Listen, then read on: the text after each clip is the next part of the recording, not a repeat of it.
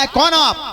बोले हम अर्जुन हैं, हम फूल लेने के लिए आए थे और ये सामने हनुमान जी खड़े हैं, इनसे हमारी बात हो गई, मैंने पुल बनाया, इन्होंने तोड़ दिया, तो मैंने कहा अगर पुल टूट गया मैं चिता में जल के भस्म हो जाऊंगा,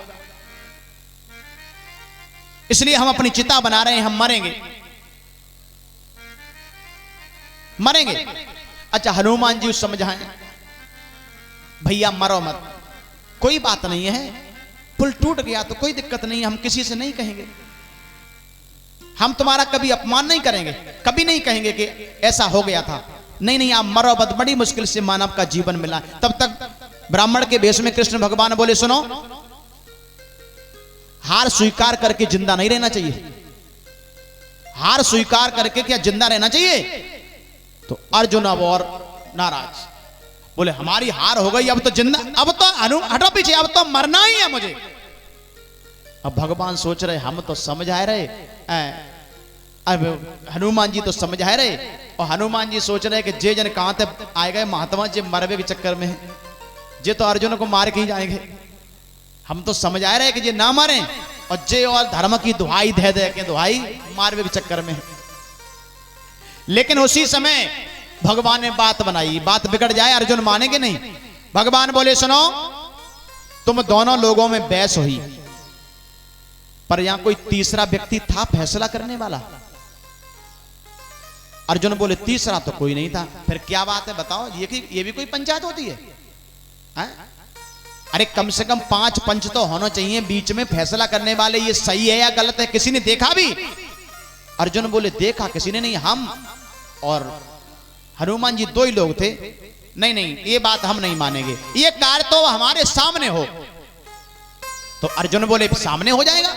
हनुमान जी भी तैयार, फिर से पुल बनाया, और जब फिर से पुल बन के तैयार हुआ तो हनुमान जी ने वैसा ही फिर भेष बना लिया, लेकिन इस बार वही मुरली मनोहर पुल के नीचे जाकर के बैठ गए, कच्छप रूप धारण करके, कच्छप रूप धारण करके बैठे।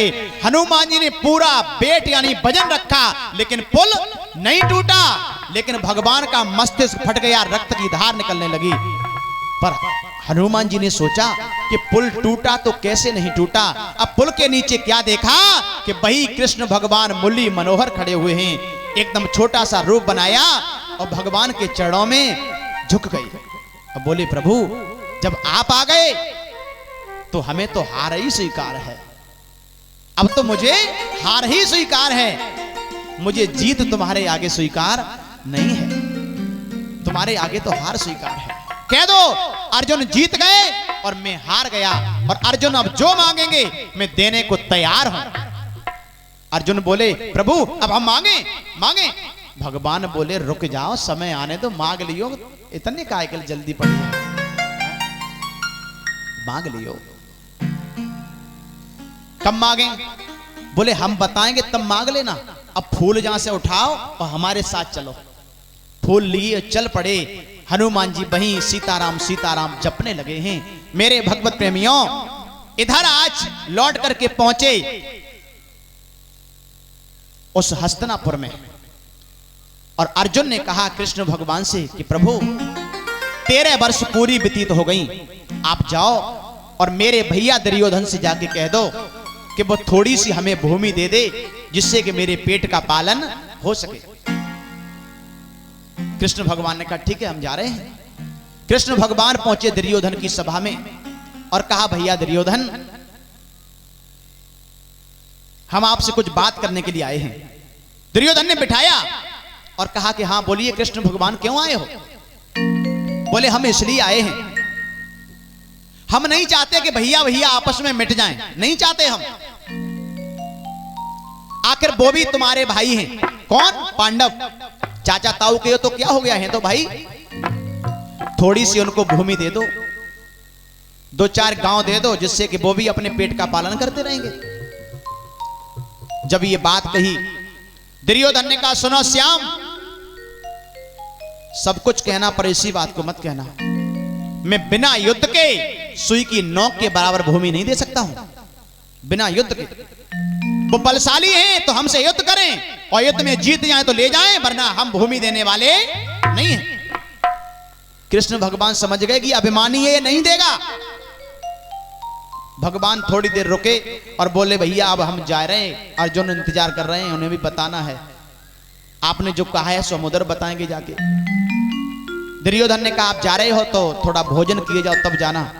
भगवान बोले हमारे अंदर भूख नहीं है, क्योंकि जिस भावना में भाव न हो तो भावना बेकार है, और भाव से मुझको भजे तो भव से बेड़ा पार है। तेरे अंदर सुंदर भाव नहीं है, इसलिए हम भोजन वहां करते नहीं है जहां भाव ना हो। भूख नहीं है हमारे अंदर। दुर्योधन ने कहा भूख नहीं है तो मत भोजन करो, पेट खराब हो जाएगा। भगवान चल पड़े, पर रास्ते में विदुर जी का घर पड़ता था। उस समय विदुर जी नहीं थे, विदुरानी अकेली घर में, वो भी स्नान बना रही थी। स्नान बना रही हैं, कुंदी को खटखटाया, अंदर से आवाज आई कौन हो? कहा कि कोई और नहीं, मैं हूं कृष्ण। और कृष्ण को नाम सुनो, विदुरानी ने किवाड़ी खोले, ओहो क्या देखा, वो श्याम सुंदर दरवाजे पर खड़े हुए थे। दरवाजे पर मुरली मनोहर खड़े हैं, एकदम कलाई पकड़ी बुला करके ले गई और भगवान को टकटकी लगा के देखती रह गई, और इतना भाव विभोर हो गई काकी कि उन्होंने पीढ़ी घर में से निकाल के लाई, वो उल्टी पीढ़ी डाल दी और भगवान उल्टी पीढ़ी पे बैठ गए। बारे दीनानाथ, भगवान कभी अपना अपमान नहीं समझते हैं भक्तों के यहां। आजकल कोई रिश्तेदार आ जाए उल्टी पीढ़ी डाल दो तो लड़ जाएगा, कितना भी तुम्हारा खास हो।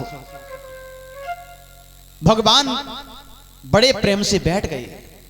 विदुरानी ने सोचा कृष्ण पता नहीं कहां से आए हैं, भूख लगी होगी, तो केला रखे हुए थे, केला उठा करके थोड़े केला लाई और छील छील के छिलका भगवान को खिलाने लगे।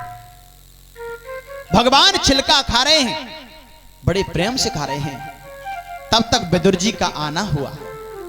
विदुर जी ने देखा ओहो मेरी पत्नी तो पागल हो गई, विदुरानी उल्टी पीढ़ी पे लाला को बिठा दिया है। उठा के सीधी पीढ़ी पर बिठाया और कहा विदुरानी ये क्या कर रही हो, लाला को आप छिलका खिला रही हो। सब मुंह खराब हो गया कन्हैया का। अब स्वयं केला ले लिया अपने हाथ में, अब छिलका नहीं खिला रहे हैं, अब स्वयं वो गूदा खिलाने लगे हैं और कृष्ण से पूछ रहे हैं बेटा ये बताओ स्वाद पहले आ रहा था या स्वाद अब आ रहा है? स्वाद पहले आ रहा था जब काकी खिला रही थी तब आ रहा था या अब आ रहा है? तो कृष्ण भगवान बोले काका जो स्वाद पहले आ रहा था वो स्वाद अब नहीं आ रहा है, अब नहीं आ रहा है। कि स्वाद छिलकों में था वो गूदे